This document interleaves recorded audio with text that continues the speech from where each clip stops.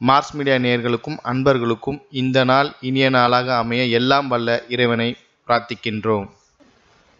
இந்த சேனல் உங்களுக்கு பிடிச்சிருந்தா மறக்காம சப்ஸ்கிரைப் பண்ணுங்க, ஷேர் பண்ணுங்க, லைக் பண்ணுங்க, கமெண்ட் பண்ணுங்க. ஓம் ஸ்ரீ குருப்யோ நமः. வக்ரதுண்ட மகாகாய சூரியகோடி சமப்பிரப நிர்விக்னம் குருமே தேவ சர்வகாரியேஷு சர்வதா. மார்ஸ் மீடியா நேயர்கள் எல்லாருக்கும் ஜோதிட குருஜியின் இனிய வணக்கங்கள், வாழ்த்துக்கள், ஆசீர்வாதங்கள். எனதருமை கடகராசி நேயர்களே, இந்த பதிவுல நம்ம என்ன பார்க்க போறோம் அப்படின்னா, நிகழும் மங்களகரமான குரோதி வருடம் ஆவணி மாத ராசி பலன். இந்த ஆவணி மாசத்துல எந்தெந்த கிரகங்கள் உங்களுக்கு அற்புதமா வேலை செய்ய போறது, அதன் மூலம் நீங்க எப்படிப்பட்ட நன்மைகளை பெற போறீங்க, அதே மாதிரி எந்த கிரகங்களின் மூலமா நீங்க கவனமா இருக்கணும், பரிகாரமா என்ன பண்ணினா ரொம்ப விசேஷம், இதை பத்தி தான் இப்ப நம்ம பார்க்க போறோம். ஃபர்ஸ்ட் ஆஃப் ஆல், லாபஸ்தானத்துல பார்த்தீங்கன்னா 6, 9 குடை அதிபதி குரு, 5, 10 குடை அதிபதி செவ்வாய், 2 பேரும் சேர்ந்து 11ஆம் இடத்துல இருக்கிறது ரொம்ப விசேஷம். குருமங்கள யோகம் பரிபூர்ணமா கிடைக்கக்கூடிய ஒரு ராசிகள்ல நீங்களும் ஒண்ணு.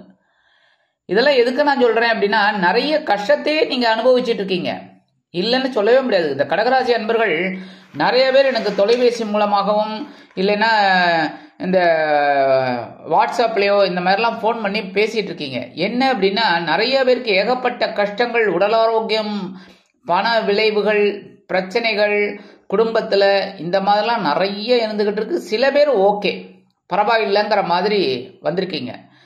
ஆனாலும் நிறைய பேருக்கு நிறைய நல்லது நடக்கல, அதுதான் உண்மை.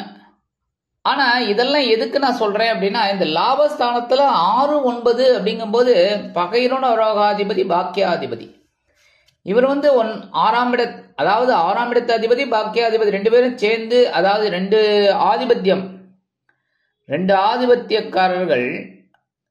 அதே சமயம் பாத்தீங்கன்னா 5, 10 குடை அதிபதி செவ்வாய், 2 பேரும் சேர்ந்து 11ஆம் இடத்துல இருக்கிறது ரொம்ப ரொம்ப விசேஷம். உத்தியோகத்துல நீங்க எதிர்பார்க்கிற அந்த உயர்வுகள் கண்டிப்பாக கிடைக்கும். தொழில் வியாபாரம் நல்லபடியா இருக்கும், கவலைப்பட வேண்டாம்.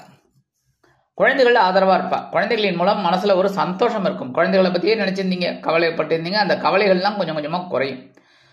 அதே மாதிரி உடல் ஆரோக்கியம் இப்ப கொஞ்சம் பெட்டர் அப்படிங்கிற மாதிரி இருக்கும். அதாவது எதுவுமே இல்லை அப்படிங்கிறதுக்கு ஏதோ ஒன்று பரவாயில்லை அப்படிங்கிற மாதிரி இருக்கு சிச்சுவேஷன்.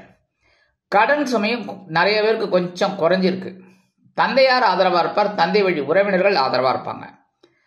அதே சமயம் பார்த்தீங்கன்னா, சீருடை பணியாளர்களாகிய காவல், ராணுவம், தீயணைப்புத்துறை, மருத்துவத்துறையில் வேலை பார்க்கும் அன்பர்களுக்கு எதிர்பார்க்கும் இடமாற்றம், பதவி மாற்றம், பதவி உயர்வு, சம்பள உயர்வு அருமையாக, மிக அருமையாக, மிக மிக அருமையாக வந்து சேரும்.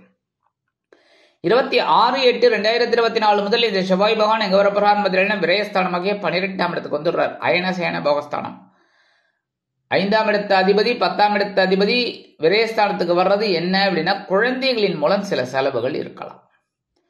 குழந்தைகளோட கல்வி செலவு, இல்லைன்னா குழந்தைகளோட திருமண செலவு, இல்லைன்னா குழந்தைகள் சீமந்த செலவு, இந்த மாதிரிலாம் வரத்துக்கு வாய்ப்புகள் இருக்கு. சில பேருக்கு உத்தியோகம் நிமித்தமா அந்த பயண வாய்ப்புகள் உண்டாகும். தொழில் வியாபாரத்தை கொஞ்சம் பெருசு பண்ணலாமாங்கிற ஒரு எண்ணமெல்லாம் நிறைய பேருக்கு உண்டாகும். சில பேருக்கு சுப விரயமும் இருக்கோ இல்லையோ, ஆன்மீக விரயமும் இருக்கும். அது ரொம்ப விசேஷம். ஏன்னா ஆன்மீகத்துக்காக செலவு பண்றது ரொம்ப விசேஷம். அடுத்தபடியா ஜென்மஸ்தானத்துல 3, 12 குடை அதிபதி புதன் ஜென்மராசியில இருக்கிறது ரொம்ப ரொம்ப விசேஷம்.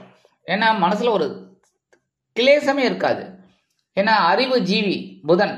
அதனாலே நீங்க எடுக்கிற காரியங்கள் இப்படித்தான் பண்ணணும் அப்படின்னு, இப்ப நாளைக்கு ஒரு வேலை பண்ண போறீங்க அப்படின்னா இன்னைக்கே அதை வந்து ஒரு ஸ்கெட்ச் போட்டுருவீங்க, இப்படித்தான் இருக்கணும் நாளைக்கு அப்படின்னு. நாளைங்கிறது நாராயணன் கையில். ஆனாலும் என்ன அப்படின்னா, வாழ்க்கை வாழ்வதற்கே. அதனால என்ன நினைப்பீங்கன்னா, நாளைக்கு என்ன பண்ணலாம் அப்படிங்கிறத இன்னைக்கே நீங்க ஸ்கெட்ச் போடுவீங்க. இந்த அறிவுத்திறன் விருத்தியாவதால் கல்வி பயிலும் மாணவ மாணவிகள் கல்வியில் ஏற்றமடைவார்கள். எழுத்து மற்றும் அச்சுத்துறையில் இருக்க நண்பர்களுக்கு புதிய வாய்ப்புகள் வந்து சேரும். இந்த கலைத்துறையில் இருக்கா பாருங்க, கொடுத்து வைத்தவர்கள் அறிவுத்திறன் அதிகமாகும். இந்த எழுத்து, பாட்டு, இதுலெல்லாம் இருக்கா பாருங்க, இந்த டைலாக் எழுதுற பாருங்க வசனகர்த்தா, அவளுக்கெல்லாம் ஒரு நல்ல ஒரு இது வரும். அதேமாரி லாபம் வரும். அடுத்தபடியா எடுத்த காரியங்கள்லாம் அற்புதமா நிறைவேறும். சில நேரங்களில் சில செலவுகள் உண்டாகலாம். 31/8/2024 முதல் தனவாக்கு குடும்பஸ்தானமாகிய 2ஆம் இடத்துக்கு வந்துடுறார் புத பகவான். அதாவது புதன் அஸ்தங்கம் அது இது அதெல்லாம் பரவாயில்ல, இருந்தாலும் அந்த கிரகம் பார்த்தீங்கன்னா சூரியனுக்கு மிக அருகில் இருக்கக்கூடிய ஒரு கிரகம். அதனாலே சூரியனோட ஒளியை வாங்கிக்கிறது, வேற ஒன்றும் இல்லை. சூரியன் எவ்வளவு பவர் உங்களுக்கே தெரியும். காலையில இந்த சூரியன் உதயமாகும்போது சந்தோஷமா இருக்கு, அப்படியே உச்சி வெயில் வரும்போது சந்தோஷம் இருக்கா? இல்லை. ஏன்னா ஷபஹடா அப்படிங்கிற மாதிரிலாம் இருக்கும். ஃபேன் இருந்தா பரவாயில்ல, ஏசி இருந்தா பரவாயில்லங்கிற மாதிரி இருக்கும். அது அடுத்தபடியா அந்த சாயந்தர வேளையில அபாடா அப்படின்னு இருக்கு. ஏன் இப்படி? சூரியன் பவர். அந்த வகையில் பக்கத்தில் இருக்கிற கிரகங்கள் அவரோட ஆற்றலை இது பண்ணிக்கும் போது கொஞ்சம் டென்ஷன், வேற ஒன்றும் இல்லை. ஆனால் 2ஆம் இடத்துல இருக்கிறதுனால, அதுவும் சூரிய பகவானோட இணைந்து புதாதித்ய யோகம் பெறதுனால படிக்கிற குழந்தைகளுக்கெல்லாம் ஒரு நல்ல படிப்பு கண்டிப்பாக வரும். அடுத்தபடியே தனவாக்கு குடும்பஸ்தானத்தில் 4-11 அதிபதி சுக்கிரன். சுக்கிரன் 2ஆம் இடத்துல இருக்கிறது ரொம்ப விசேஷம். தனவரவு நீங்கள் எந்த அளவுக்கு கடுமையாக உழைக்கிறீர்களோ அந்த அளவுக்கு கண்டிப்பாக கிடைக்கும். அதே மாதிரி பொழுதுபோக்கு அம்சங்கள் அதிகமாகும். ஒரு விருந்து கேளிக்கைகள் இதெல்லாம் கலந்துக்கிறதுக்காக நீங்கள் ஒரு சந்தோஷத்தை ஏற்பாடு பண்ணிப்பீங்க. அதேமாரி சில பேருக்கு விலை உயர்ந்த பொருட்களை வாங்கி மகிழும் வாய்ப்புகளும் உண்டாகும். அதே சமயம் தனவாக்கு குடும்பஸ்தானாதிபதி சூரிய பகவானும் 2ஆம் இடத்துல தான் இருக்கார். ஆட்சி அப்படின்னாலும் சனீஸ்வர பகவானோட பார்வையை வாங்கின்னு இருக்கார். அதனால கொஞ்சம் கவனமா இருக்கணும். இருந்தாலும் உங்களுக்கு தனவரவு தாராளமா வரும். கரெக்டா? எடுக்கிற காரியங்களும் அற்புதமா நிறைவேறும். 26/8/2024 முதல் இந்த சுக்கிர பகவான் எங்க வரப்போறான்னு பார்த்தீங்கன்னா 3ஆம் இடமாகிய சகாயசனத்துக்கு வந்துட்டு ரபாடா ரொம்ப சூப்பர் அப்படின்னு நினைக்கிறதுக்குள்ள அந்த கன்னிராசியில் அவர் நீச்சம்னா என்ன அர்த்தம்? பலம் இல்லைன்னு அர்த்தம். புரியுறதா? ஏன்னா கன்னிராசியில பலம் இல்லை, மீனராசியில உச்சம். ஆக பலம் இல்லாத சுக்கிர பகவானால உடன்பிறப்புகளின் மூலம் சில குழப்பங்கள் வரலாம்.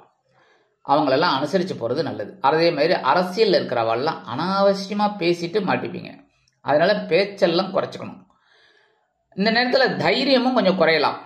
அதனால எடுக்கிற காரியங்களில் கவனமாக இருந்தேன்னா ரொம்ப நல்லது. அடுத்தபடியாக சகாயஸ்தானமாகிய 3ஆம் இடத்துல கேது இருக்கிறது ரொம்ப விசேஷம். தைரியத்தை உண்டு பண்ணுவார், இருந்தாலும் சில நேரங்களில் சில குழப்பங்களும் இருக்கும். எடுக்கிற காரியங்கள் ஓரளவுக்கு உங்களுக்கு அனுகூலமாக இருக்கும். அடுத்தபடியா ஏன்னா இந்த கேது பகவானிற்கு குரு பகவானின் 5ஆம் பார்வையும் விழருது. அதனால ஓரளவுக்கு பரவாயில்ல சமாளிப்பீங்க. அடுத்தபடியா பாக்கியஸ்தானத்துல ராகு பகவான் 9ஆம் இடத்துல ராகு இருக்கிறது ரொம்ப விசேஷம், பரவாயில்லை. அப்ப நீங்க தந்தையாரின் மூலம் சில நன்மைகளை அடைவீர்கள். தந்தை வழி உறவினர்கள் ஆதரவாக இருப்பார்கள். வெளியூர் அல்லது வெளிநாடு போய் படிக்க வேணும் அப்படின்னு நினைக்கிற குழந்தைகள், உத்தியோகம் பார்க்கணும்னு நினைக்கிற குழந்தைகள்லாம் தாராளமா நீங்க துர்க்கை அம்மனை வழிபாடு பண்ணிட்டு ஏற்பாடு பண்ணுங்க, கண்டிப்பா நல்லது நடக்கும். அடுத்தபடி அஷ்டமஸ்தானத்துல சனீஸ்வர பகவான் அஷ்டமாதிபதி அஷ்டமஸ்தானத்துல இருக்கார். ஆனா இந்த சனீஸ்வர பகவான் வக்ரகதியில இருக்கிறது ஓரளவுக்கு பரவாயில்ல. கொஞ்சம் எழுந்து உட்காந்துட்டீங்க, படுத்துட்டே இருந்தவங்க எழுந்து உட்காந்துட்டாங்க, எழுந்து உட்காந்தவங்க கொஞ்சம் நடக்க ஆரம்பிச்சிட்டாங்க, நடக்க ஆரம்பிச்சவங்க கொஞ்சம் ஓட ஆரம்பிச்சிட்டிங்க. கரெக்டா? அந்த மாதிரி தான் ஓரளவுக்கு உங்களுக்கு அனுகூலம் இருக்கு. ஏன்னா இந்த சனீஸ்வர பகவான் கிட்டத்தட்ட 140 நாட்கள் வக்ரகதியில் இருப்பார். சனீஸ்வர பகவான் வக்ர பயிற்சி பார்த்தீங்கன்னா உங்களுக்கு தெரியும் என்னென்ன பலன்கள்னு. உடல் ஆரோக்கியம் பரவாயில்லை, இருந்தாலும் உணவு கட்டுப்பாட்டை அப்படியே மெயின்டைன் பண்ணுங்க. மருத்துவ செலவு வருதுன்னா அதையும் அப்படியே மெயின்டைன் பண்ணிட்டு வாங்கோ, கரெக்டாக இருக்கும், ஒன்றும் பிரச்சனை இல்லை. என்ன ஒன்று பேசுகிற வார்த்தையில் கொஞ்சம் கவனமாக இருங்கோ, எடுக்கிற காரியங்களில் கவனமாக இருங்கோ. சரி, பரிகாரமாக என்ன பண்ணினா ரொம்ப விசேஷம் அப்படின்னு பார்த்தீங்கன்னா, கண்டிப்பாக நீங்கள் ஹயக்ரீவரை வழிபாடு பண்ணுறது ரொம்ப விசேஷம். அதுவும் படிக்கிற குழந்தைகள் கண்டிப்பாக புதன்கிழமை ஹயக்ரீவரை வழிபாடு பண்ணணும். தினந்தோறும் வழிபாடு பண்ணுறது ரொம்ப நல்லது. ஆனால் இந்த கடகராசி அன்பர்கள் தினந்தோறும் ஹயக்ரீவர் ஸ்லோகம் சொல்கிறது ரொம்ப விசேஷம். ஞானானந்தமயம் தேவம் நிர்மல ஸ்படிகாக்கிருதிம் ஆதாரம் சர்வ வித்யானாம் ஹயக்ரீவம் உபாஸ்மகே. கண்டிப்பாக இதை தினந்தோறும் 11 தடவை சொல்லுங்கோ கடகராசி அன்பர்கள். கண்டிப்பாக ஒரு சக்ஸஸ்ஃபுல்லாக இருக்கும் இந்த மாதம். ஆக இந்த சிறு பரிகாரத்தின் மூலம் குரோதி வருடம் ஆவணி மாதம் உங்களுக்கு அற்புதமான ஏற்றம் தரும், மாற்றம் தரும், அருமையான ஒரு முன்னேற்றத்தை கண்டிப்பாக கொடுக்கும் என்று கூறி விடைபெறுகிறேன். நன்றி, வணக்கம். மீண்டும் ஒரு அருமையான பதிவில் நான் உங்களை மனமகிழ்ச்சியோடு சந்திக்கிறேன். வாழ்த்துக்கள். வாழ்க வளமுடன். இந்த சேனல் உங்களுக்கு பிடிச்சிருந்தா மறக்காம சப்ஸ்கிரைப் பண்ணுங்க, லைக் பண்ணுங்க, ஷேர் பண்ணுங்க.